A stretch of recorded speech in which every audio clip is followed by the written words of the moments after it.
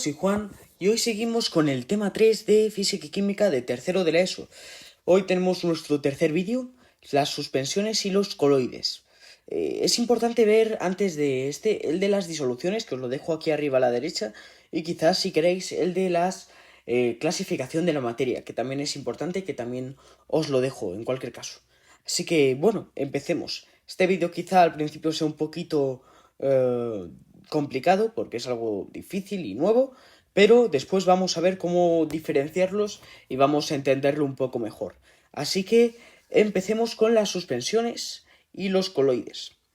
Primero con las suspensiones. Bien, recordemos que en algunas mezclas, aunque tengan un aspecto uniforme, estas tienen algunas propiedades varían. Entonces, recordemos que las mezclas homogéneas tenían un aspecto uniforme, era siempre el mismo aspecto, pero algunas propiedades variaban. Entonces, por esto, son mezclas heterogéneas, no son mezclas homogéneas, son heterogéneas. Y esto se llama una suspensión. Este tipo de mezclas homogéneas se llaman suspensiones. Estos solo pueden ser líquidas o gaseosas.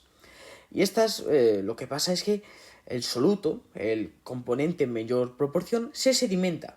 Eso significa que no se disuelve en el disolvente, sino que se queda en el fondo del recipiente. Se denomina al minoritario fase dispersa y dispersante al mayoritario.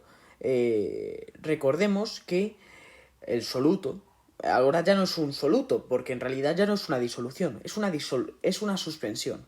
Entonces, este soluto en la suspensión se llamaría fase dispersa y al disolvente se le llamaría fase dispersante, el que dispersa al soluto. Y ahora vamos a ver el otro, que es el coloide. Esto es una mezcla entre una suspensión y una disolución. ¿Por qué? Porque las partículas de la fase dispersa son mayores que las de soluto en una disolución y menores que las de la fase dispersa en de las suspensiones. ¿Esto qué significa? Que las partículas en menor proporción de los coloides, como no se disuelven bien, son más grandes que las que hay en una disolución. Estas son más pequeñas en la disolución porque están disueltas. Pero en las suspensiones, como no se llegan a disolver, las partículas son mucho más grandes, las partículas de esa fase dispersa. Entonces, las partículas del soluto, de la disolución, son pequeñas, las de la fase dispersa del coloide son grandes y las de la suspensión son muy grandes. Entonces, ¿cómo podemos distinguir esto? Esto lo distinguimos con el efecto Tyndall. Bien, aquí vemos un pequeño dibujo sobre cómo podrían ser las partículas. En este caso estamos hablando que las azules son el soluto y la fase dispersa. Vemos que la disolución son igual que las del disolvente. Las de los coloides son un poquito más grandes, las de las suspensiones son muy grandes. Entonces, ¿qué pasa con esto? ¿Cómo lo podemos diferenciar? Bien, vemos aquí 3 tubos de ensayo con 3 mezclas.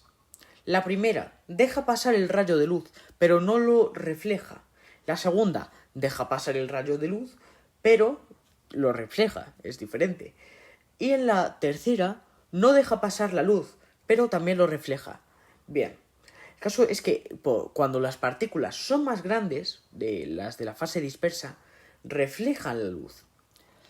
Entonces, los coloides serían este tubo de ensayo de medio, que son grandes y pueden reflejar la luz, pero tampoco